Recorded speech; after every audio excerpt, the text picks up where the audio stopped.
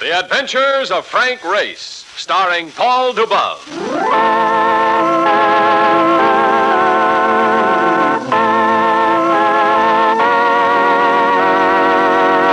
The war changed many things, the face of the earth and the people on it.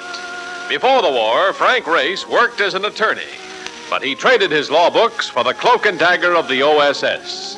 And when it was over, his former life was over too. Adventure had become his business. The Adventures of Frank Race.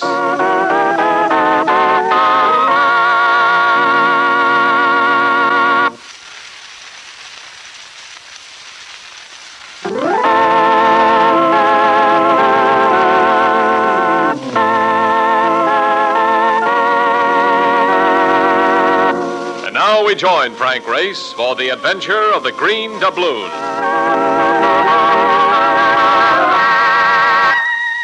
Central America and rain. They go together like bread and jam, only the combination is not nearly so pleasant. Our plane was a few minutes from the landing field at Colon, gate to the eastern entrance of the Panama Canal. And Mark Donovan was doing a little bouncing of his own, independent of the atmospheric conditions. Oh, brother, next time I come down this part of the world, I'm taking a nice, slow cattle boat. Even if I have to share a room with a wild bull. It is a little bumpy, Mark. A little bumpy, the man says. I would like to see Gene Autry stay in his seat if it wasn't for the safety belt. We're losing altitude. You'll be on the ground in a few minutes. Yeah. I hope the weather is nicer down there than it is up here. Look, what do we have to come to this place for, anyhow? To see if we can persuade an embezzler to part with $300,000 in exchange for his freedom. 300 G's? Yes. So why didn't they just get in touch with the cops down here and have them latch on to the guy? The company figures he might give up the money if I can convince him of the error of his ways and promise that no charges will be pressed. Look, who is the guy? What makes him so sure he's down here? His name is David Bellamy, and he's a passenger on the SS Kermit bound for Peru. According to the timetable, the Kermit figures to be in port at Colon, waiting to go through the locks to the Pacific. You know anything about this Bellamy character? Yes. Used to be a radio actor and a master at dialects. Then he got in trouble and spent some time in prison. While he was there, he learned accounting. Brother, he must have learned plenty to be able to juggle 300 grand. Hey, look, if he learned accounting while he was locked up, what did they lock him up for in the first place? He served 8 years for manslaughter, Mark. He killed a man with his bare hands.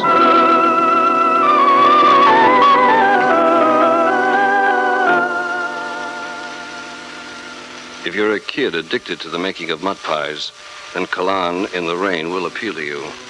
But if you're an adult addicted to the simple comforts of life, there are better places. However, the weather wasn't the only unpleasant feature about Colon. There was an additional unpleasant touch supplied by the Office of the Port Authority. I'm sorry, Mr. Race, but your friend, Mr. Bellamy, isn't aboard the Kermit. He was when she made port this morning, but he seems to have disappeared. I see. Thanks. Of course, the ship has just started through the locks. He may catch up along the way. Passengers do miss connections sometimes. It's not unusual. Yeah. Maybe he went on a bender in town and he'll turn up later. We can go on a ship and wait for him. No, he won't be turning up later.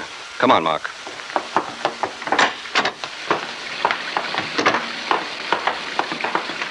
Grace, look. How do you know the guy won't be going back to the Kermit? Because the passage he booked to Peru was too obvious. It's a throw-off. He came this far, but now he'll try to make a connection to go someplace else. And this time, he won't leave a trail. Yeah, but you're not sure of that. No, I'm not. But I can make sure. You go aboard the Kermit. See if he shows up in the next couple of hours. If he doesn't, meet me back here at the port office. Okay. But, where are you going? I'm going to see if I can find out how a man would go about disappearing in Panama.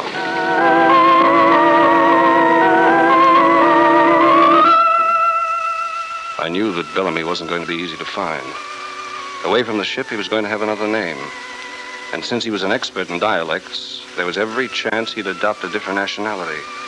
I thought about it as I made my way through the narrow streets, deserted in the rainy nights. I seemed to be the only man without shelter in Colon, but I wasn't. Do you have a match, senor? Huh? Oh, I didn't see you. Yes, I have a match, but I doubt if you can get a light in the rain. I like the rain, senor. I always get what I want in the rain. People are so nice. They never refuse the ego. That isn't a cigarette in your hand. No, senor, no. That's a gun. step into the doorway. How can I refuse? Now, if the senor has any valuable he wishes to contribute to Diego's welfare fund, Diego will be most grateful. I only have a little cash, but this wristwatch is worth a sizable sum. Sí, that's going to be fine. He bent his head slightly to look at the watch, and his gun hand dipped automatically. We were in tight quarters in the doorway. I brought my hands up to undo the watch strap, stepped quickly to the side, and let Diego have a left in the solar plexus. Now, drop it. Sí, senor. If you insist. That's better. I'll confiscate this weapon for the present. Oh, this senor talk like a gentleman. Such a gentleman wouldn't waste his time taking Diego to the police. Besides, Diego would be an excellent guy. Guy? Sí. Come off it, Diego. You're not a native. You're a Mexican. I can tell by your accent. This senor is clever. They didn't like Diego in Mexico, so Diego ran away. And you got this far before you ran out of breath. All right. The police might send Diego back to Mexico, and I can't stand that place on account of my health. Fugitives who get into a place are usually smart enough to have their eye on an exit. Turning Diego over to the Panama authorities might take him off the streets, but it wouldn't bring me closer to Bellamy. I had a hunch, and I played it.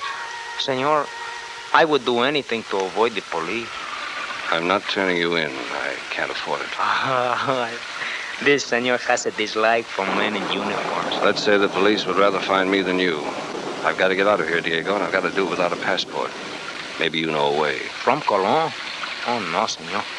Too many American officers. There must be someplace. Sí. 30 miles to the east, senor, is Puerto Bello. It was once the hiding place of pirates. In Puerto Bello is a cafe called the Green Doubloon. The Green Doubloon? Sí. And the proprietor is Senor Kamamoto, a Japanese. He is very good at making people disappear, senor.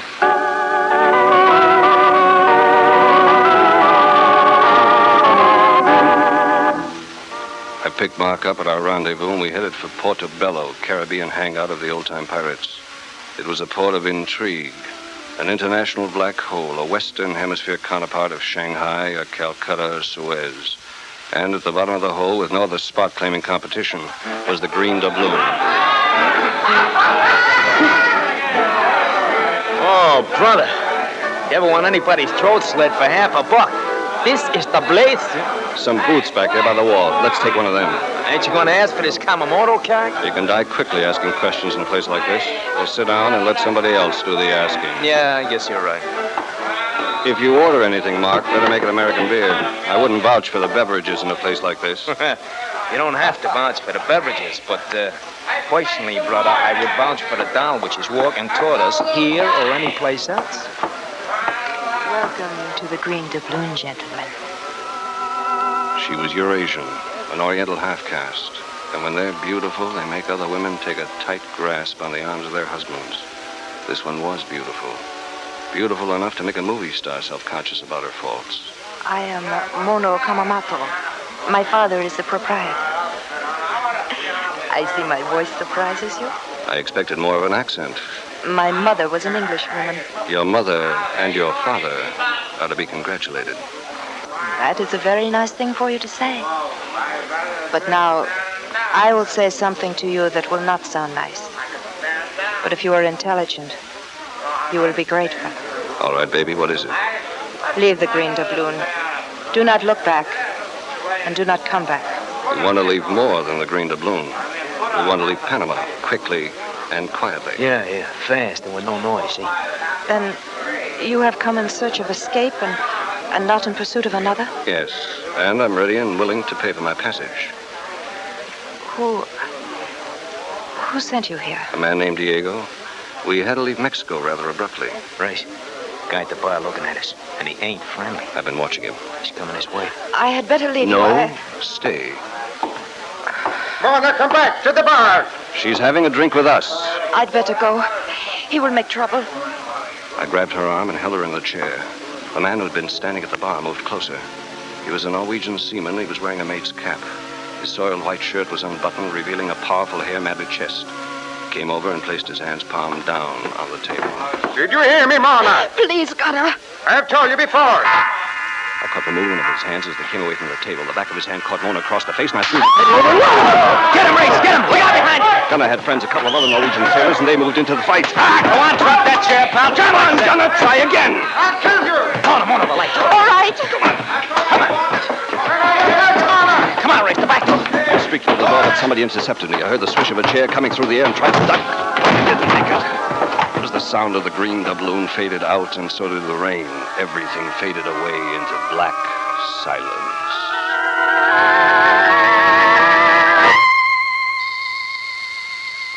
I came to in a storeroom lighted by a feeble candle. Mark was trussed up in a corner, still unconscious. Two men were seated on a couple of small barrels. One of them was a Japanese. You did considerable damage to my place of business, Mr. Race, How did you know my name? from your American driver's license.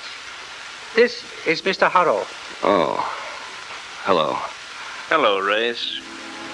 Harrow was wearing a white suit and a Panama hat, and neither of them had been improved by the climate. On the small finger of his left hand, however, was a blue-white diamond which demanded recognition in any climate. I see you're admiring my ring, Race. It was a gift from a passenger. The passenger? My daughter tells me you are anxious to leave Panama. Mr. Harrow has accommodations for people who find our company boring. I haven't exactly been bored, Mr. Kamamoto. But if Harrow can get us out of here, I'm ready to leave. My yacht, the Chaucer, is in the harbor. We'll sail at 4 a.m. I don't imagine you have a passport. If I had a passport, I'd be sailing from Ceylon. Where's your next port of call? It's sort of unscheduled, Mr. Race. You'll be dropped off someplace in South America. Venezuela, perhaps, or the Guianas. Will there be other passengers? One other, in addition to you and your friend. Speaking of me and my friend, would you mind untying us? Oh, I'm afraid that isn't quite possible. You see, I'm a stickler for procedure, Mr. Race. And tying up the passengers is part of the procedure. Yes. You'll be blindfolded and taken aboard the yacht just before we sail. It'll be a rather uncomfortable journey, but then one must suffer some to attain one's goal. You mean we'll be tied up all the way? Until we can put you ashore, Mr. Race. I can see the point here where somebody might give you away. But why aboard the ship? Fugitives from the law are risky cargo, Mr. Race. The South American nations are rather thorough about their coastal patrol vessels. I have as much at stake there as you have. I wouldn't want to be caught. Good. Because if you are tied up, we can make sure you won't be caught. What do you mean, Harrow? You and your friend are hot cargo, Mr. Race. The only way to carry hot cargo is to be sure you can get rid of it in a pinch. If we're spotted, Mr. Race, you'll be weighted down and thrown over the side.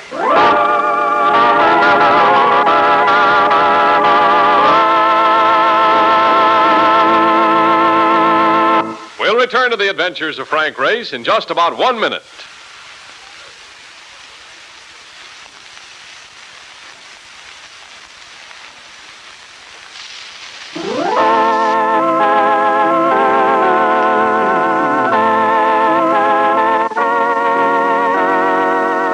And now, back to the adventures of Frank Race.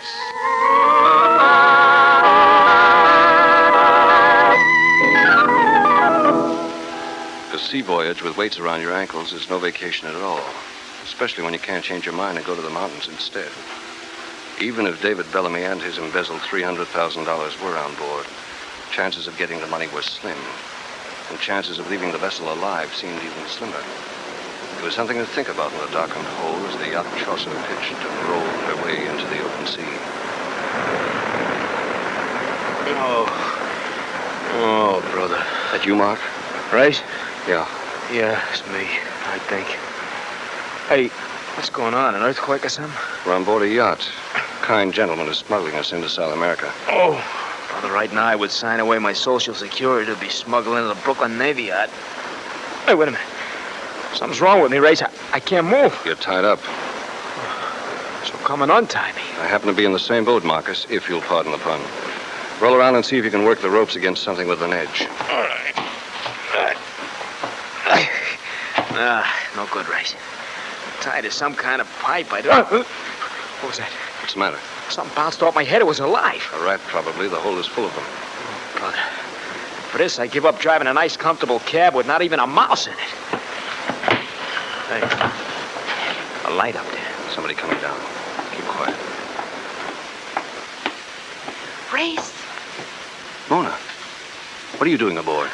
I often sail on the Chaucer. My father owned it before Mr. Harrow. I've come to help you. You can start by cutting these ropes. Do you have a knife? No, but I can go and get one. Too risky. There's a very small penknife on the keychain in my pocket. Oh, yes. Yes, I have it. Be still now. Is there another passenger on the ship? Yes, in the captain's cabin. Traveling first class. Think it's Bellamy, Race? Better be Bellamy. How many in the crew, Mona? 4, including Gunner. Good. I want to see that boy again. Oh, Race, be careful. He wants to kill you. And this time he has a gun. All of the crew are armed. There. Now your hands are free. Now you get to work on Mark. I'll untie the leg ropes. All right. I'm going up on deck, Mark. If I can, I'll make the captain's cabin. All right. What do you want I should do when I get loose? See if you can separate one of the crew from a gun and meet me there.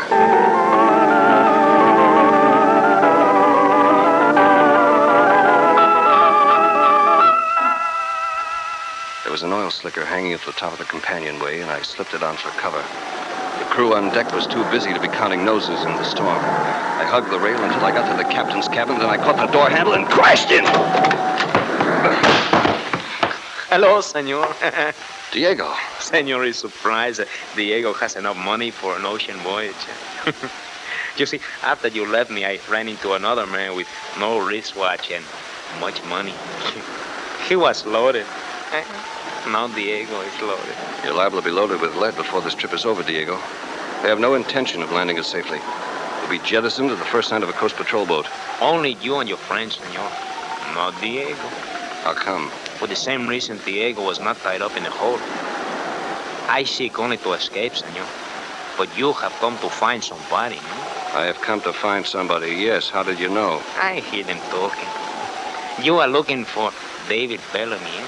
Then he is on board? She, he is on. Those things that are falling! What is that? We hit a reef. We're going to sink, senor. Diego, get out of here. Don't go for that gun, Harold. You're gonna need all the help you can get. All right, Race, I'll make a deal with you. Take the pup in the forward bulkhead. Diego, you go aft. I'll send your friend to help you, Race. All right, you better hit the radio and put out an SOS. That isn't going to be easy. The door to the radio shack is smashed. I'll have to project plenty to be heard over the sound effects. Mr. Harder, the pumps. Hey, never mind him. We'll be lucky if any of us get out of this alive.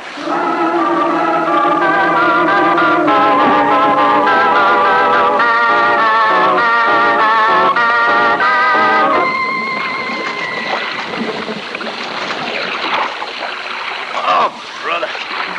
It's a blistered in this pump, Race. It won't be for much longer. Look up ahead.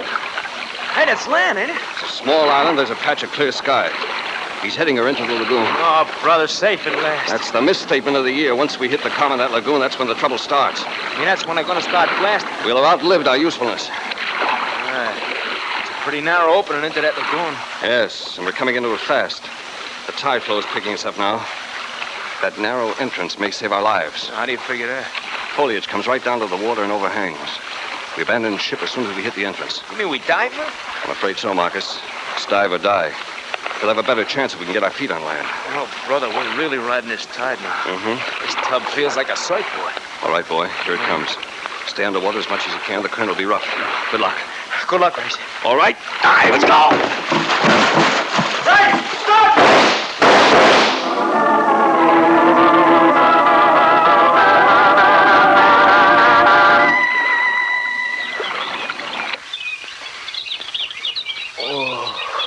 Come out of it, Mark.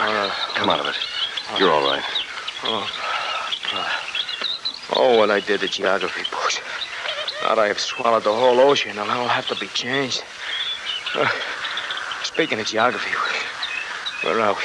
Not too far from where we started. Small island off the Panama coast. Our pals get the ship in, all right? Yes. She's beached to the lagoon. Move that brush a little and you can see her. Yeah, keeled over. That baby ain't gonna sail anymore. But where is everybody? I'm afraid they're beating the brush looking for us. They spotted us when I dragged you ashore. This island ain't very big, Race. One of them's liable to yell bingo any minute. Duck! What's the matter? It's Kamamoto in the tree on the other side of the lagoon. I didn't even know he was on board. You see it? No.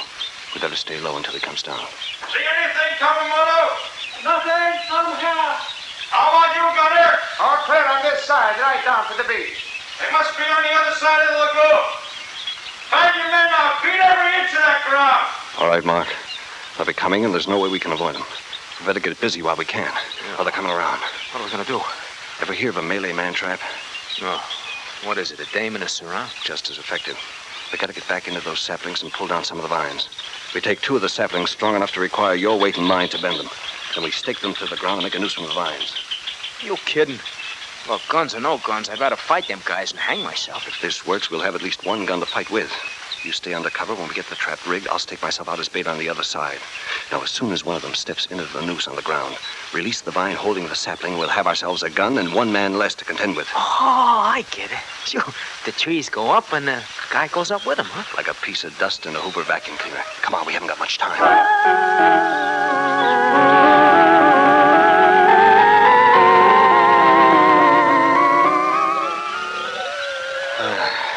That does it, Mark. You know when to release the vines? Sure. As soon as somebody steps into the noose on the ground. Right. We finish just in time. Get hidden. Let's see what is it. It's one of the seamen. I'm going down ahead and draw him after me. Right. Come on, baby. I'm dying to see if this thing works. Oh, come on, stupid. You're looking the wrong way. That's right, baby.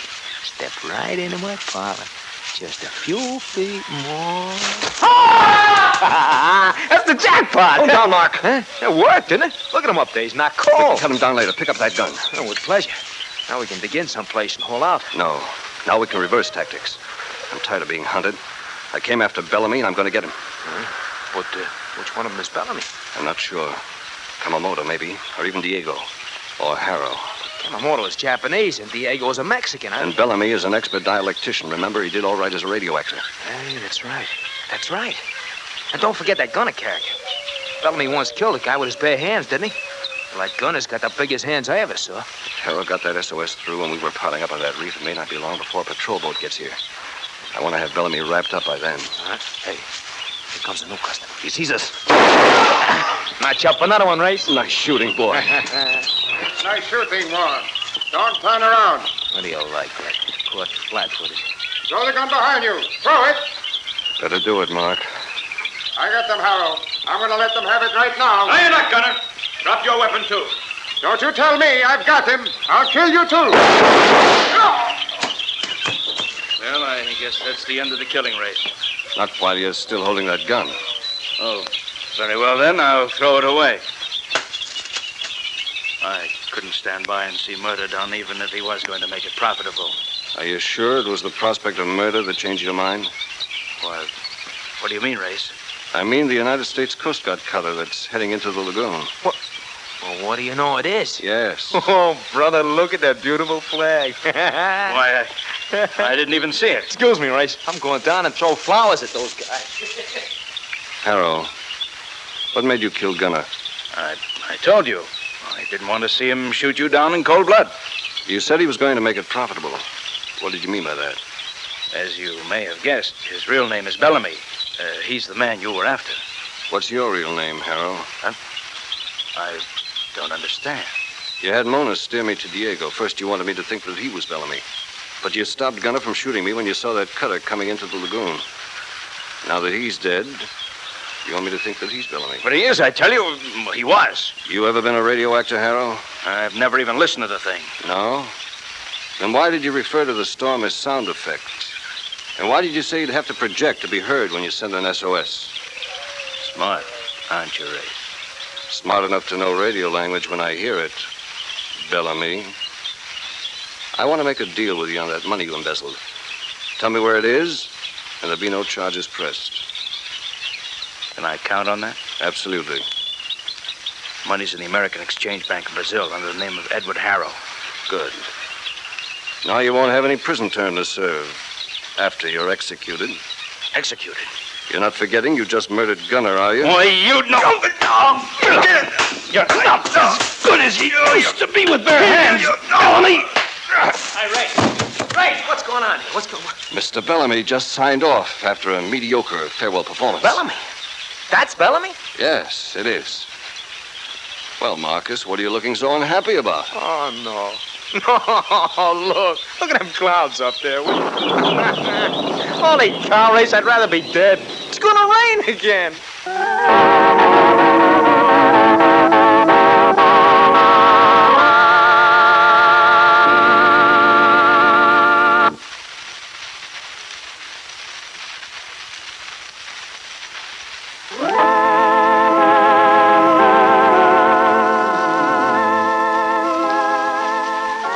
The Adventures of Frank Race, starring Paul Dubov with Tony Barrett as Mark Donovan, comes to you from Hollywood.